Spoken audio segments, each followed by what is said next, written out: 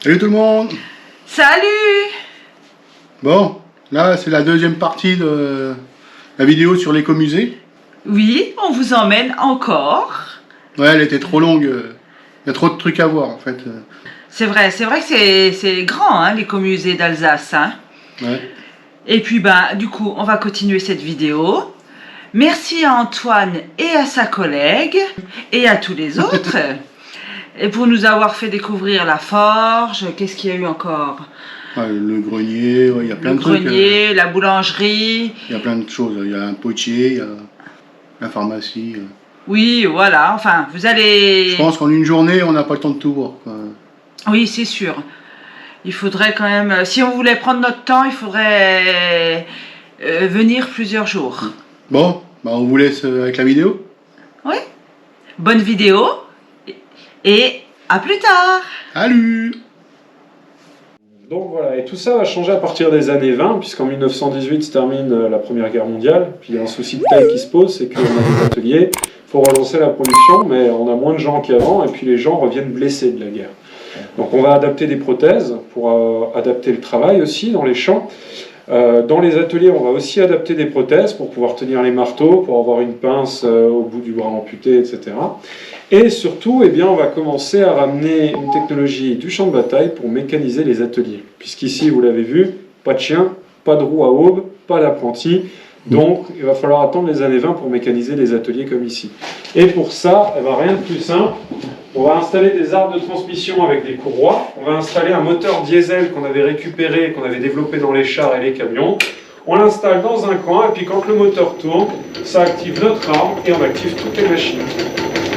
Et on va simplement pouvoir influencer, les machines n'ont pas besoin de tourner toutes à la même vitesse, puisqu'avec la roue de distribution et le diamètre différent, on distribue plus ou moins d'énergie à telle machine ou telle machine.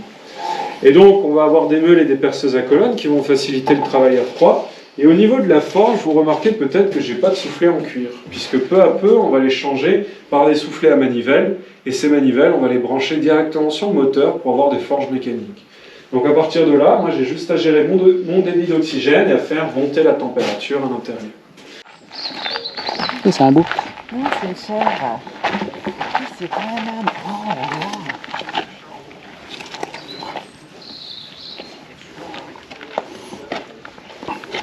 Il est beau, hein. Ouais, il est beau, hein. Tu sens le bouc. Oui, tu sens le bouc quand même, hein. Mais t'es beau, hein. Attends. Tu te rends compte ces cornes qu'il a? C'est en scie. Hein? En scie. Ah oui, c'est en style, ça fait assez bien. La chèvre Hilda. Hein? La chèvre Hilda. Ah ouais, d'accord.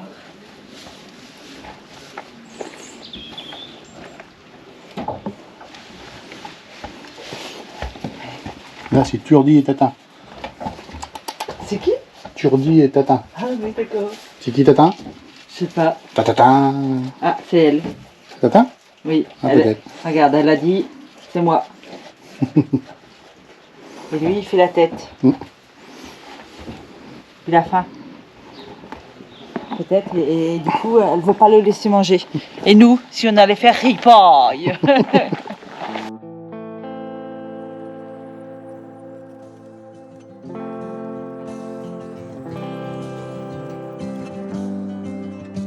If you thought that you loved me, well, trust me, you didn't.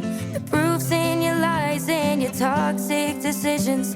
Temptation crept in, it didn't take much convincing. I'm not sure what love is, but I know what it isn't. Begging me to listen, say you learned your lesson. Swearing on your mother they were minor indiscretions. If you could go back, you would change it in a second.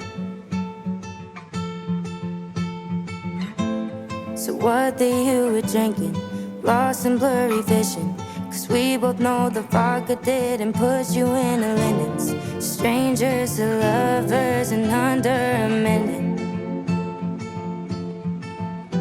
If you thought that you loved me, well, trust me, you did. Une petite entrée. On va faire ripaille. Ça a l'air sympa.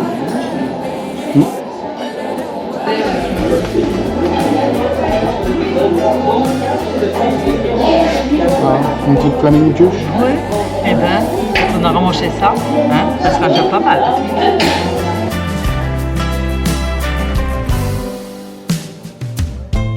Don't know what you were thinking when you were double dipping.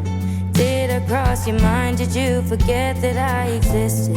I used to feel hurt, but I fixed my condition. Heard you want me back now. It's too late for that now. Maybe you could change your ways, but guess we'll never. Dans le village, il y a le potier, les fermiers, la scierie, la forge, le sabotier, la couturière et bien sûr, sans oublier, l'école. Et à 13 ans, on quitte l'école pour préparer le trousseau chez la fille. Et le garçon, il commence à travailler. D'ailleurs, les Alsaciens vont changer 5 fois de nationalité entre 1870 et 1945 à cause des guerres. I'm not sure what love is, but I know what it isn't.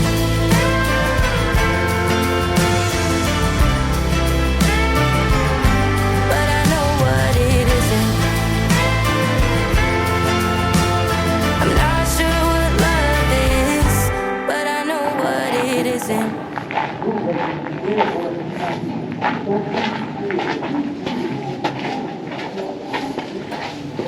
Nous entrons dans une maison bourgeoise avec ses styles de meubles plus raffinés que les maisons traditionnelles, comme vous le verrez dans les prochaines maisons. Les maisons à colombage étaient composées d'une ossature en bois, d'un ourdage en briques ou en torchis ou en plâtre, et d'un toit pentu revêtu de tuiles d'argile plate. Ils utilisaient des techniques des bois longs ou courts. En fait, c'était des structures montées avec des poteaux. Et ils utilisaient aussi l'encorbellement. C'est une construction dont les étages sont en saillie sur le plan vertical. Le terme viendrait de l'image d'un oiseau, le corbeau, que l'on peut trouver en hauteur des murs. L'encorbellement a été créé aussi pour une raison fiscale. En effet, à l'époque, les maisons aux étages que l'on pouvait trouver en Alsace étaient conçues pour diminuer la taxe d'habitation, car la surface au sol était plus petite que dans les étages.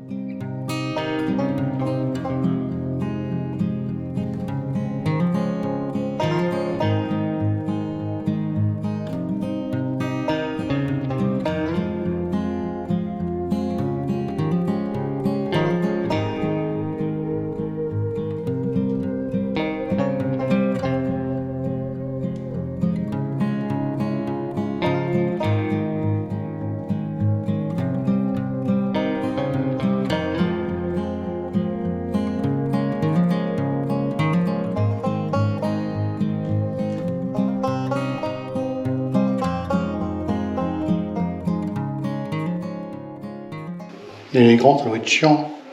Et moi, je suis pas grand. Qu'est-ce que tu dis? Pour les grands, ça doit être chiant. Oui, mais les gens étaient petits et trop forts.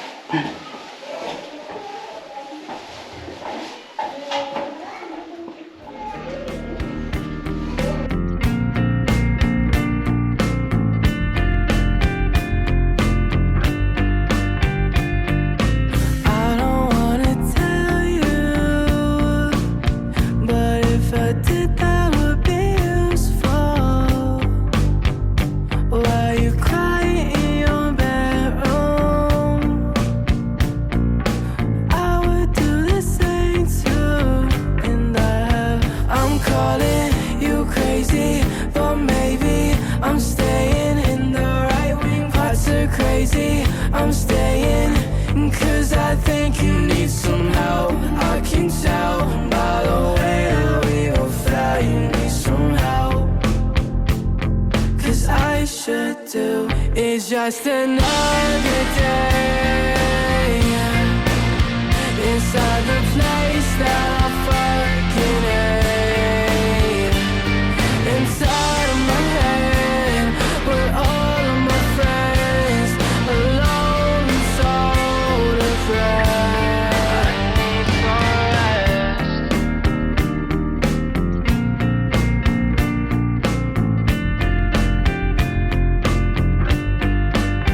We am still in bed. I'm a 10 out of fucking 10. And ever since 2010, I haven't had that much stress. I need someone inside me in the bed. Nous voici à la pharmacie. Aux grands mots, les grands remèdes. On y trouve de tout. Des pots d'apothicaire, des moules à suppositoire, des objets pour le travail des sages-femmes, des élixirs. Le jardin des plantes médicinales se trouve tout bonnement ici. Les croyances populaires véhiculent de nombreux remèdes contre les maux du quotidien. Je vous en énumère quelques-uns. On avait l'Opodel Doc, c'était des baumes à base de savon, d'ammoniac, de camphre, on rajoutait un peu d'alcool et on traitait les engelures, les bleus, les rhumatismes. Nous avions également des sels d'Epsom et là on traitait, c'était un traitement laxatif et anti-inflammatoire.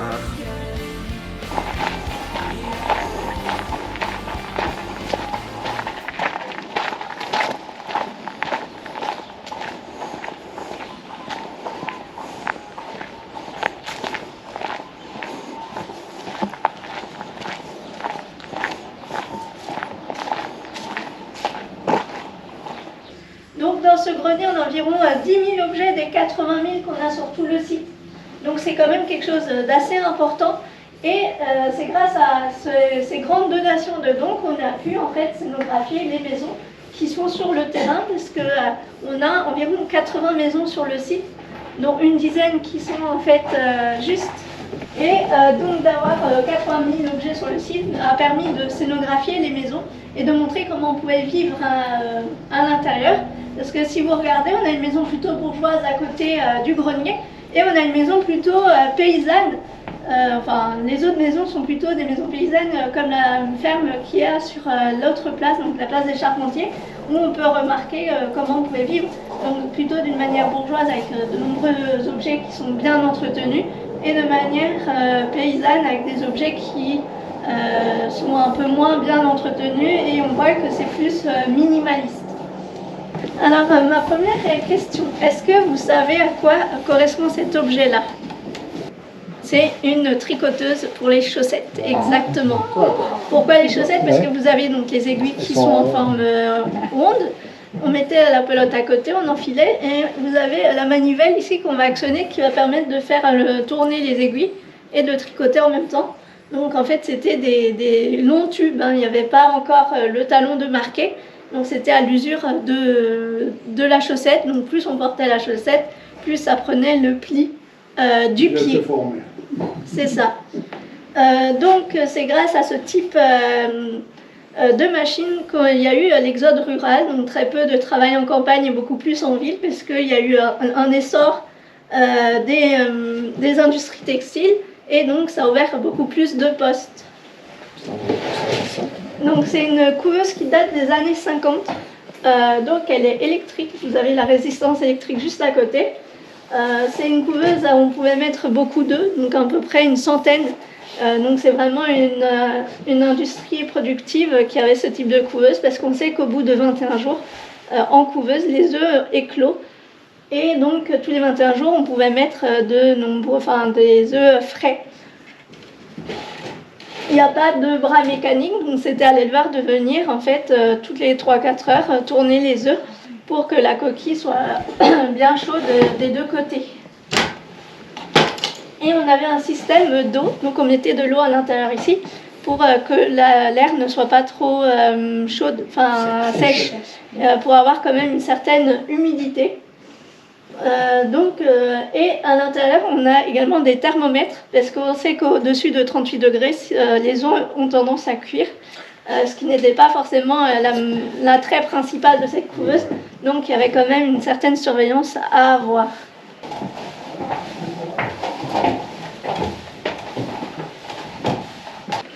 Donc on a des choses plutôt comme ça. Donc là, nous avons une râpe pour les spätzle ou les kniflés, donc c'est les pâtes alsaciennes.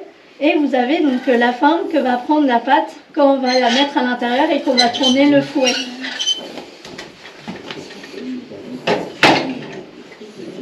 Comme je parlais de beurre avant, ici vous avez les premières barattes. Et non, c'est pas comme un pilon.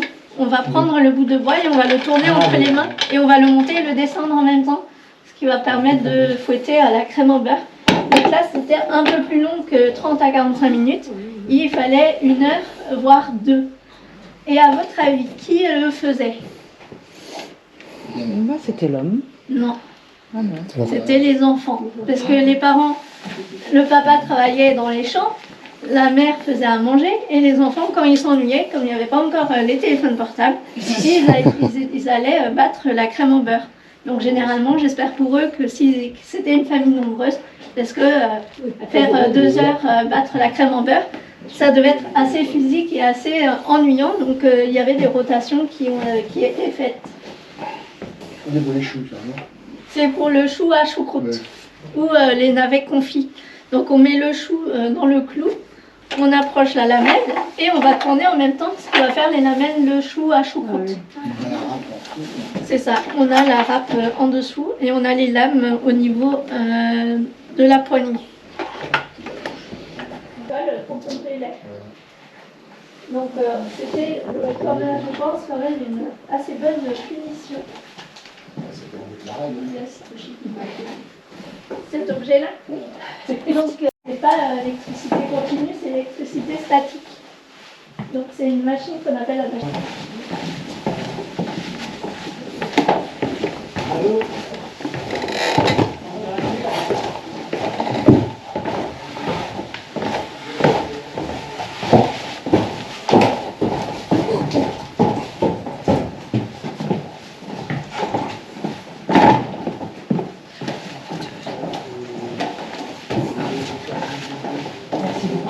Bon après-midi. Au Merci, au revoir.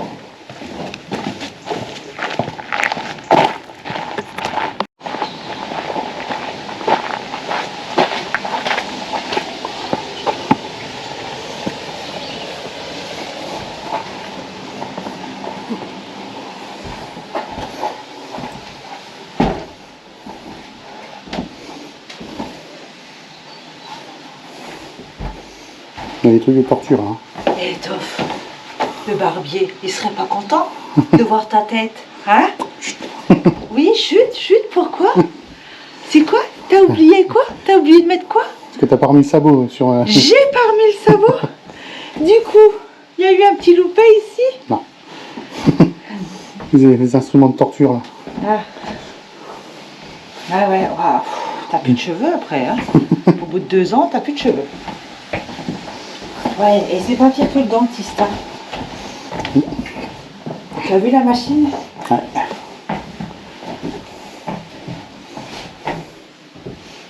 Nickel d'abord, hein. Hein? Ouais. Les lames, elles devaient être bien affûtées quand même, hein? Oui, ça fait peur. Ouais, ça fait peur.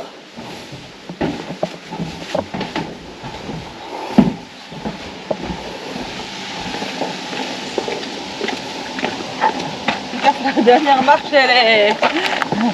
Moitié côté. C'est où la sortie?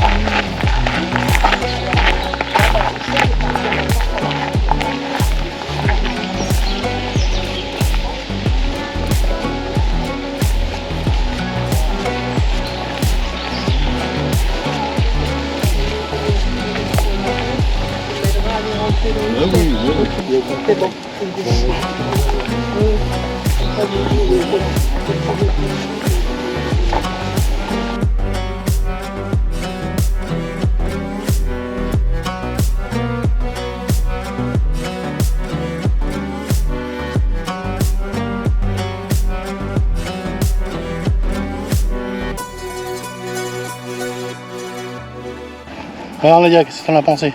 Eh ben, c'était intéressant. C'est joli comme tout. Ouais, c'est vraiment un grand village quand même. Ah oui, c'est un beau village. 80 bâtiments apparemment. Et puis on a vu plein de choses intéressantes. On a bien mangé également. Ah oui. Ben voilà, c'était une bonne journée. On a vu des animaux aussi, bœuf, Les chevaux, les ânes. des ânes. et puis le bouc, comment il s'appelle? Et puis le Andy. bouc, Andy. je sais plus. Je sais plus.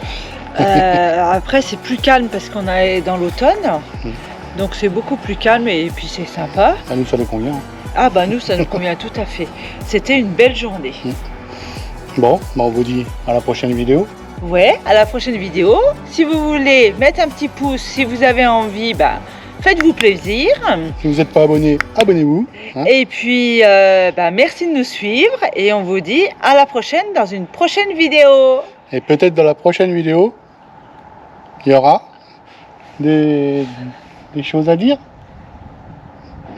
Et ça, on vous le dira plus tard. Oui, Hein? on vous le dira plus tard. C'est trop tôt. Les choses à l'horizon se profilent. Salut, Allez, salut. Salut.